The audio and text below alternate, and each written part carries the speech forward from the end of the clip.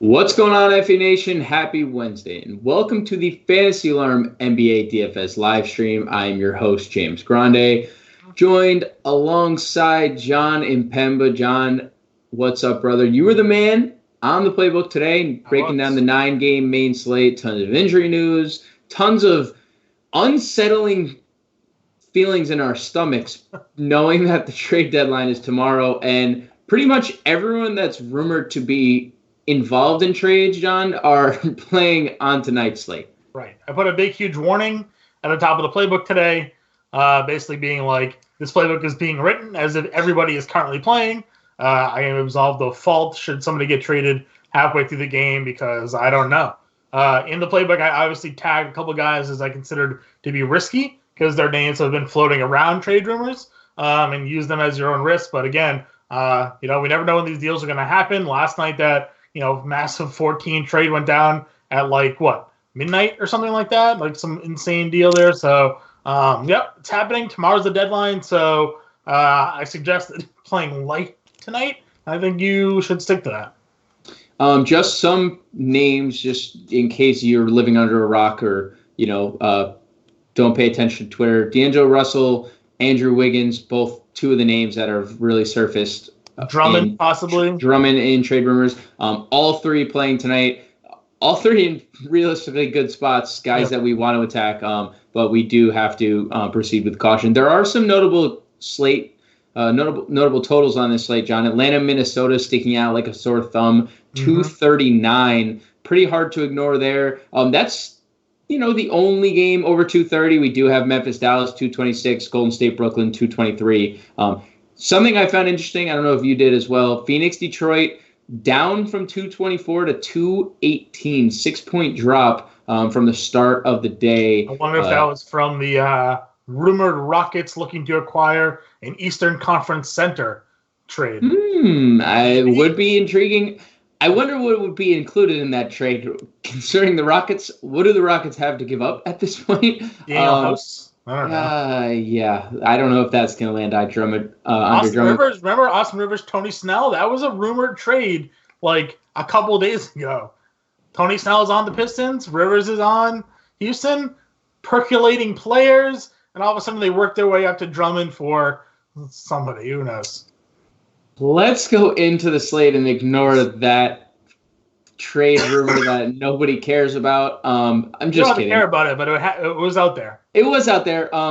Doc Rivers, I'm sure he cares. He cares what about, even though he traded his son. Let's move into the slate, John. Point guard position, 9-game slate, so we do have a lot to break down. Point guard, we kind of talked about on the podcast last night.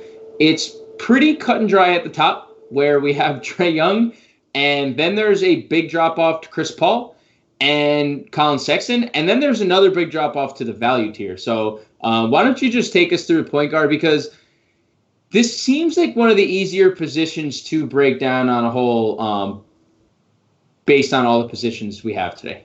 I mean, yeah, obviously at the top, Trae Young is the guy we're all looking at. The FanDuel ownership is insane, 50%, 46% we have right now.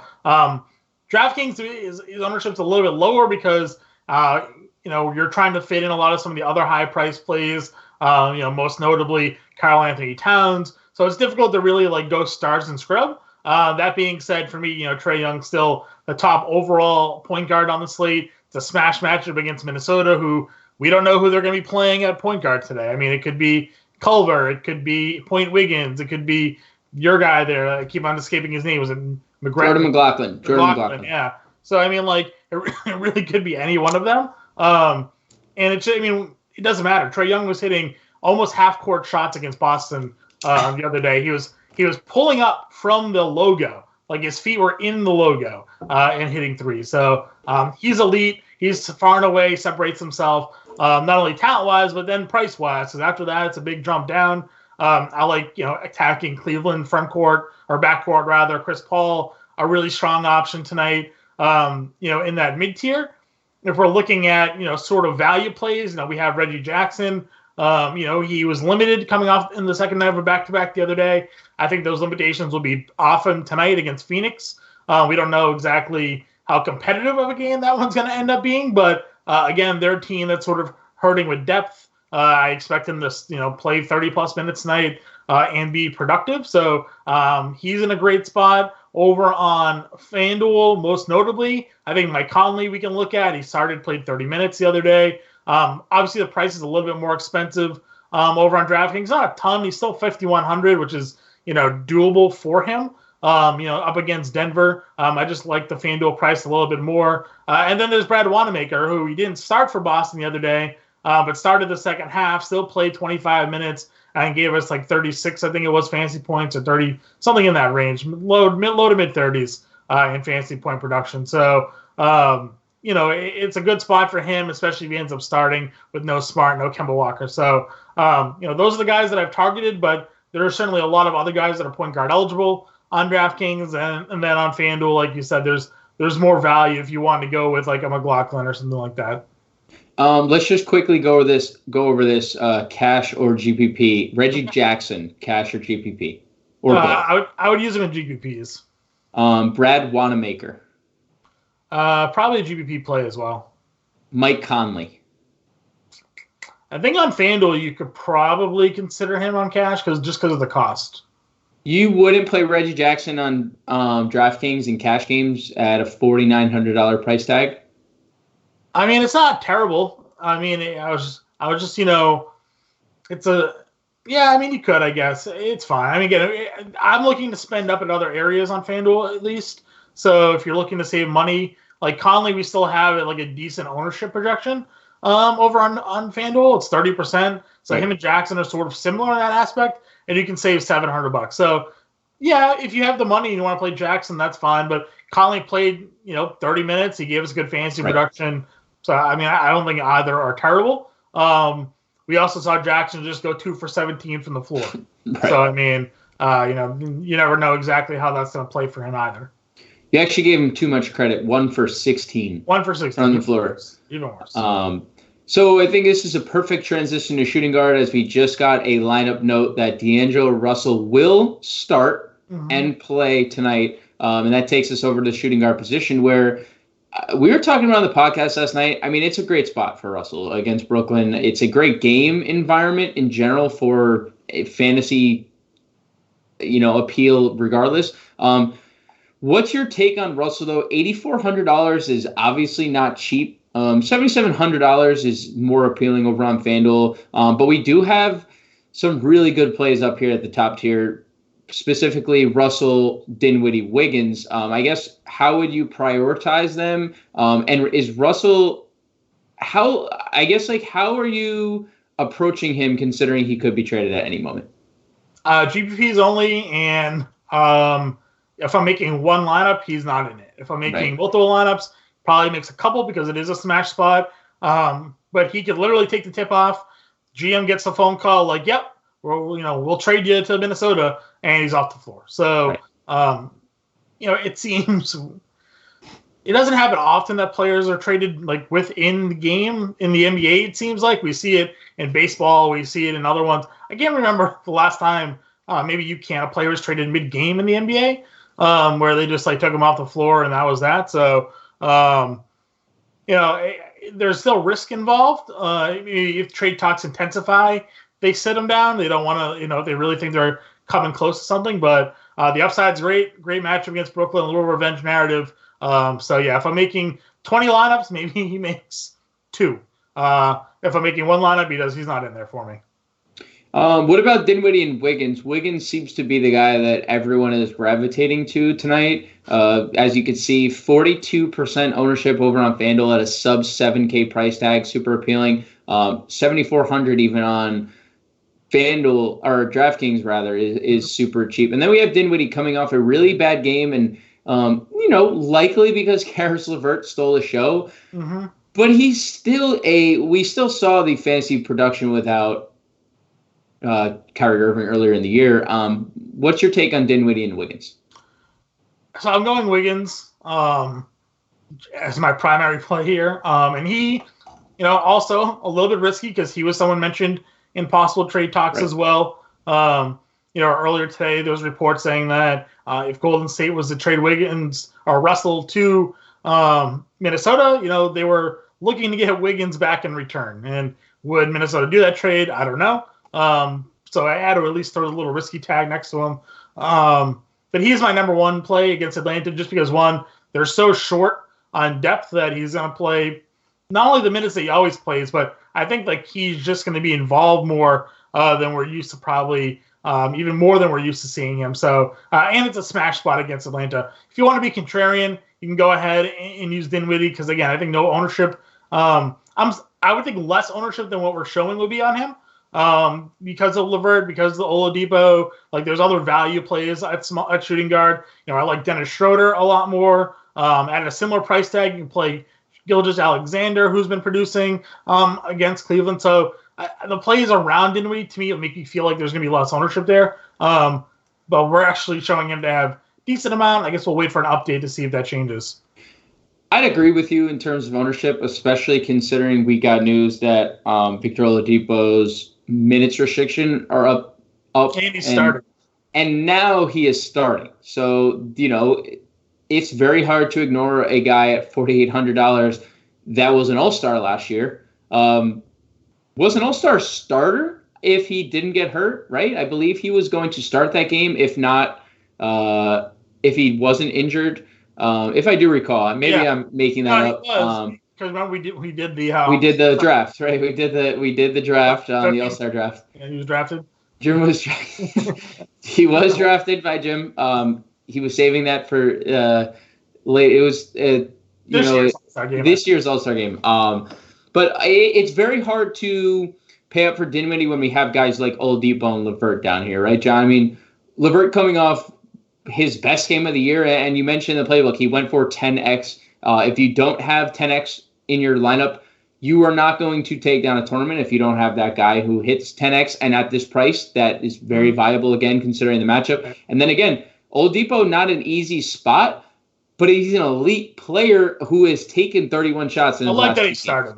Right. The fact that he's starting really changes it for me. Again, you asked me before we jumped on air, and even before that Oladipo news that he was starting came out, and you were like, LeVert or Oladipo. I was like, yeah, go LeVert, starting, guaranteed the more minutes, yada, yada, yada. Then the news came out that Oladipo was starting, and now I'm sitting there like, oh, he's starting. He's playing 28 minutes. More opportunity, better run, first run. They're going to look for a shot. So I think that changes a few things for me there on FanDuel, especially.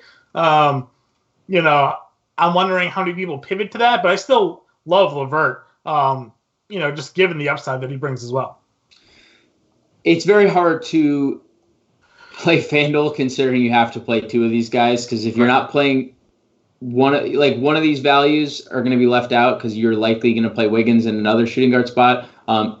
Tough roster construction at shooting guard, not as easy as point guard. But let's move over to small forward, where we have the Boston guys once again. Hayward and Brown, sans Kemba Walker and Marcus Smart. We saw you mentioned it. Gordon Hayward running the point guard essentially. They did start Javonte Green, but that didn't matter. Gordon Hayward was the de facto point guard. Do you see that playing out again tonight? $6,800 on FanDuel is a joke considering what Hayward's done lately. Yeah. I mean, it's not the easiest matchup, but, price plus opportunity equals, elite potential. And he went for 49 against them earlier this year. So, I think that unless Wanamaker starts or like Tremont Waters starts, who are the 2 point guards on the roster at the moment, then it's going to be Hayward who is going to be the point guard until, at least with the first unit. He had 6 assists the other day, and I don't think that was by accident, with the ball being in his hands running that offense. So, I don't mind going back to it. And it looks like Boston is going to be low owned on this slate, one because they're playing a slow-paced Orlando team, but also everybody's looking at that, Minnesota-Atlanta game for ownership. So if you can get, another 50 fantasy points out of a low-owned Gordon Hayward, I don't mind it at all.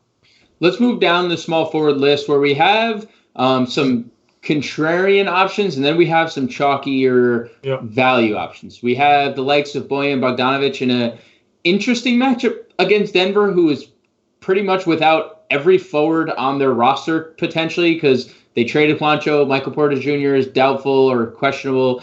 Paul Millsap is out. They don't have anyone. So Bojan in a matchup there. Glenn Robinson, less than 2% owned across the board, coming off really good games of late. And then Tim Hardaway, who is in a up-tempo matchup without Luka Doncic, and we're projecting him under 5% at $4,900 over on FanDuel. I mean, talk about these three guys, because I'm not going to lie, John. Out of those three, Hardaway to me stands out, knowing he can heat up quickly and break a slate if the shots start to fall.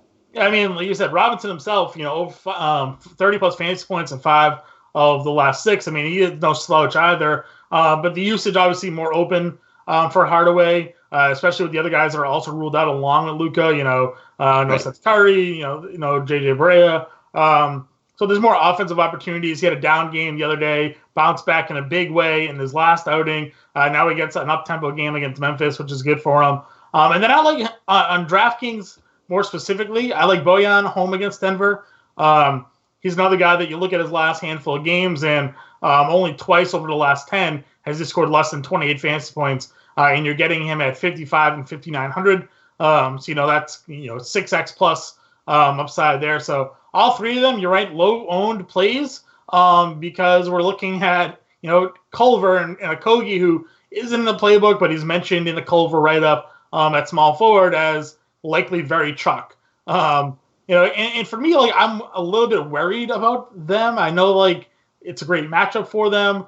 The ownership's going to be there, so you kind of have to play them. But they also both have very low floors, right? Which is scary. Which is definitely scary to me. So I think, in GBPs for sure, you don't need to have a ton of exposure to these guys. I know that ownership dictates that there's going to be a lot of exposure that way. But again, if you're making one lineup, play them. If you're making 20, maybe have 6 without or something like that, and or 6 with and 4 without, and whatever it is, and kind of build your lineups around that way. So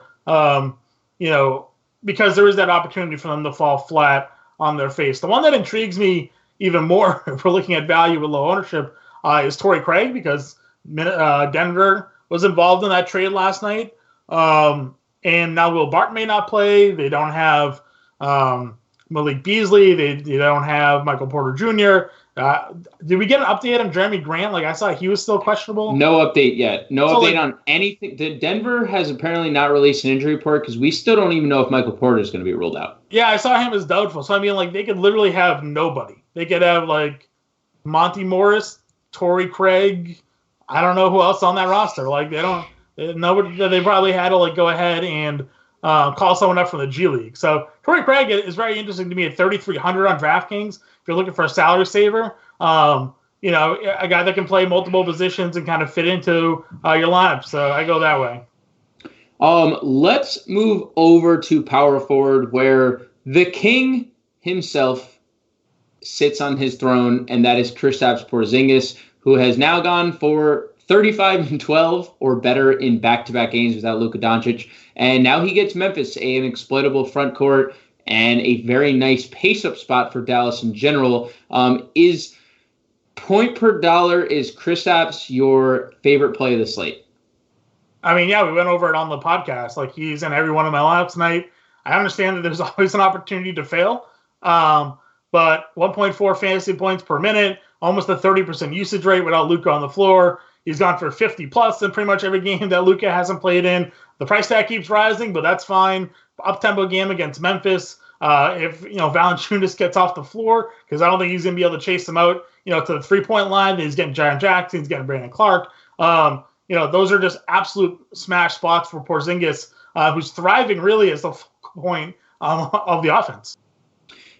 Just because you brought up Valanciunas, I think this opens up the conversation about him potentially being out, since we're at the power forward position. Would you, if Valanciunas is ruled out, would you have interest in either Jaren Jackson Jr. or Brandon Clark? Brandon Clark, sub 5K over on FanDuel. Jaren Jackson Jr. in the mid-6s on both sites. Would either of those guys intrigue you? I mean, one of them is going to get Kristaps Porzingis defense, which is not appealing. Kristaps is a very lengthy, annoying defender. But Valanciunas is a high-usage player. Would either of those guys be intriguing to you if there is no Jonas Valanciunas. Yeah, I mean, I think both will. I mean, one, you don't know Jackson is, how foul trouble he is. And we certainly know that Porzingis can get him in that trouble. Then Clark has always been a high fantasy point per minute play when he's on the floor. So I would probably go with Clark just for salary relief. But I mean, both are in really good spots if, of course, Valanciunas is out. I saw that he went through shoot around, though, I think the last update. So there's a chance I think he goes through and plays this one.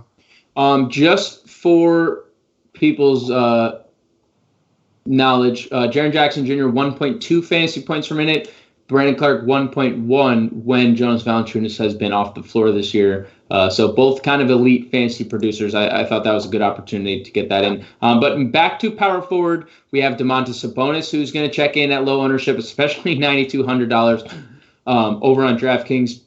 You already know I'm not paying that price tag. I have a rule about Sabonis, and $9,200 is not in the cards. I guess my question to you is, does that price scare you now that Oladipo is in the starting lineup?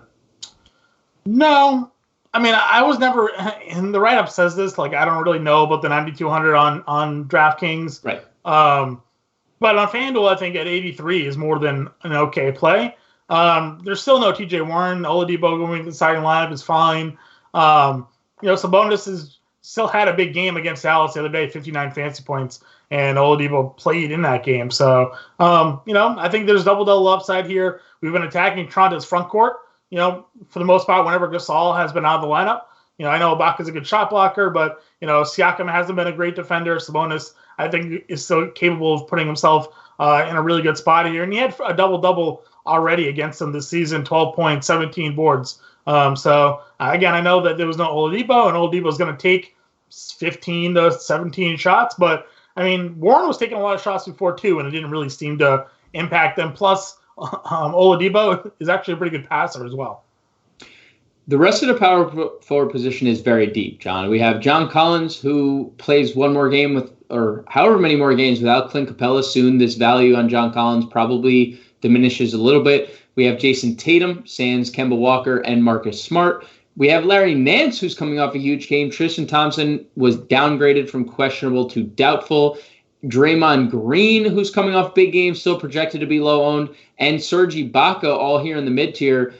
This is a very elite, deep position. How are you breaking this down, and who are some of your favorites of this group?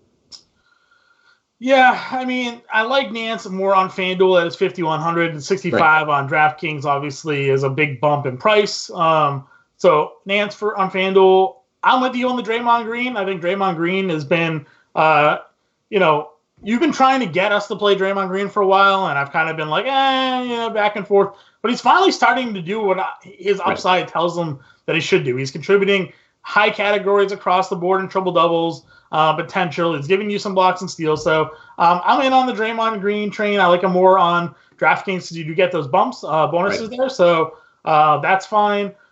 Tatum is good. I don't mind Jason Tatum against Orlando again with no Kemba Walker. Highest usage rate on the team. Highest fantasy points per minute play. Collins fits game stacks for me. I don't know if that is a one-off if I'm spending all the way up there for him tonight because there is other value. And Ibaka is a power forward on FanDuel, so he fits in that spot for me as well. No Gasol. Again, I like attacking this Pacers front court, so he's perfectly okay. And if we're talking value, Markieff Morris is ruled out. You could go Christian Wood. He had a really good game the other day, but Demboya started, has had the minutes, the production has sort of been there for him. He did get a little of a price bump as well, but still 4K and under, so that all works for me. I have a weird suspicion Christian Wood at $4,500 is going to be chalk. Just because Christian Wood is always chalk, just given the upside that he can provide. But let's finish it off at center, John, 629. Center's elite. We have Karl-Anthony Towns up at the top, going up against Atlanta. Again, Minnesota is without Shabazz Napier, without Robert Covington. They're very shorthanded. Towns is going to be the focal point of this offense. We have DeAndre Ayton going up against a bad Detroit defense. We have Nikola Vucevic, $8,400 against Orlando. And then we have two value plays in Marquise Chris and Kanter. So why don't you break down this position for us?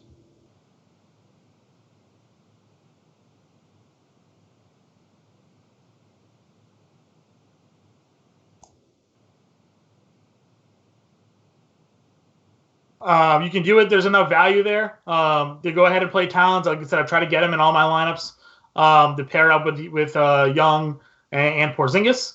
So it certainly can happen. Ayton, again, it's a matchup play. You know, you're getting some money to save off of the top guys. You know, you can play Jokic if you want. You can play Drummond if you want. I'm worried about, maybe the Drummond trade rumors that are happening there. And if that game ends up being a blowout because they do sit Drummond, then, Ayton's a little bit more of a risk. Jokic coming off strong games. Back-to-back in Utah is not really a spot that I love for him. But again, they're so depleted in depth, the offense could just have to run through him more than it already does by default. You're getting Vucevic in a really great spot. He went for 40 fantasy points against Boston before. And now you're going to get him up against, Enes Kanter or a very small Grant Williams. So Vucevic's in a really smash spot. And then we're looking at value. I have Marquise Chris because we like centers against Brooklyn. I put a little risky note there because, again, Golden State's been in trade talks. I doubt it would just be a 1-to-1 trade with Golden State. So whether it's a Chris or a Spellman or, they're going to kind of loosen up some of that front court that they have. So he could go, but, 5K up against a Brooklyn, that's center spot that we've been attacking pretty often and successfully. I think he fits game stacks well. And then, of course, Enes Kanter, I'm surprised the ownership is as low as it is. Given the fact that we think that he's going to play 25 minutes tonight, he's been very productive in just 25 minutes. We've seen him go for as high as 40 fantasy points at times this year. There's no Daniel Tice, so it's going to be a lot of Kanter. So I think that's kind of wraps us up. Tristan Thompson just officially ruled out. So again, sort of further solidifies, Nance and Kevin Love. Does that make you want to prioritize Nance and Love any more than they kind of already were? Like, now that we have officially have Thompson out, does Nance now at 5,100 kind of become a priority for us, considering he's likely going to get, Danilo Gallinari or Nerlens Noel a lot of the time, or Steven Adams, who, isn't as athletic as Nance. I like Nance anyways beforehand. Again, it was more so the price on DraftKings that had me more off of him on DraftKings. On the FanDuel, I already had him in lineups. Like, I liked him a lot. We just got the update that Allen Crabbe is going to be active tonight. We've already talked about how sort of depleted Minnesota is. Right. How does Allen Crabbe's insertion into the rotation now affect your likings of Culver, Okogie, and that group? Because he is going to play now. He's definitely going to play minutes. He's going to play. How much? I don't know. He was playing, 15 minutes beforehand? He was playing 15 minutes, but he's been dealing with an injury. So, maybe they ease him into the rotation, and it's not, too concerning. Mm-hmm. I think we still should look to roster some of these guys. I still think the starting point guard or shooting guard, they could just realistically, they were starting Wiggins at point guard earlier this year. Right. So it's not like they need to play a point guard. I still think if Okogie starts, we play him. I still think if Culver starts, we play him. I still think these guys are viable whether or not they start, considering it's Atlanta. They're going to get Atlanta's second unit. And they're so lacking depth tonight. I think a lot of them could just play 25-plus minutes. If Jarrett Culver got 25 minutes at sub 4K, you don't think he can get us 20 fantasy points? I do. Maybe that play like Culver is maybe a cash-only play. And like you said, you brought up a good point. They're not a play that we have to use in tournaments. They're not. Because now Crabbe just muddies the waters a little bit more. So John Henson is going to start tonight for Thompson. Nance had started the other day. Henson is starting tonight for Cleveland in his place. We also got word that DeAndre Hunter is returning to Atlanta's lineup tonight. He's going to be on a 30-minute limit. Jeff Teague not in the starting lineup. He had started previously. When he had that huge game, he's going back to the bench now. So that probably devalues him at all. Hunter in the starting lineup, 4,500 against Minnesota. Is there any interest for you there? He was having a really strong stretch there. Last three games, 34, 30, and 23 fantasy points. Do you have any interest in a DeAndre Hunter now? tournaments, we know that the floor is so low with DeAndre Hunter. It is the floor is dreadful, and the floor takes you out of even cashing. So I think it's tournament play only. But yeah, I think that game environment pretty much puts everyone to play. I think kind of like the Minnesota guys, we should be taking shots on cheapies in this game because their value is likely to be exceeded just based on the game environment. I mean, if this game hits 250, there's going to be a lot of guys that exceed 5x for us tonight. Yep. Valanciunas also just ruled in. Valanciunas ruled in? Okay. I actually think Valanciunas could be viable. I don't know if he loves playing up to competition. He talked about it in an interview the other night when he after like 26 and 17. Also, just for to note, John Henson started on the 5th when Tristan Thompson set, 7 points, 11 rebounds, 3 assists, and a block, 27 fantasy points. Just throwing that out there. Obviously, with 23 minutes. Okay. So in case we want John Henson, he's a power forward, min salary on FanDuel, 3,400, and is a center on DK. I don't think we need to go there, but I think it's worth mentioning. John, another value play. It's another value play, right? Before we get out of here, John, any final thoughts? 6:36, 24 minutes to roster lock. No. Hopefully we'll get more information coming out with some lineups and who's in, who's out. And again, it's going to be, I think it's going to be another high-scoring night with all this value. Right. We will be in subscriber chat. Sean Mitchell has already been holding it down for us for the last 3 weeks. Every day of every hour straight. Big shouts to Sean. Big shouts to Matt Sells for producing today's show. And we will catch you guys in the winner circle.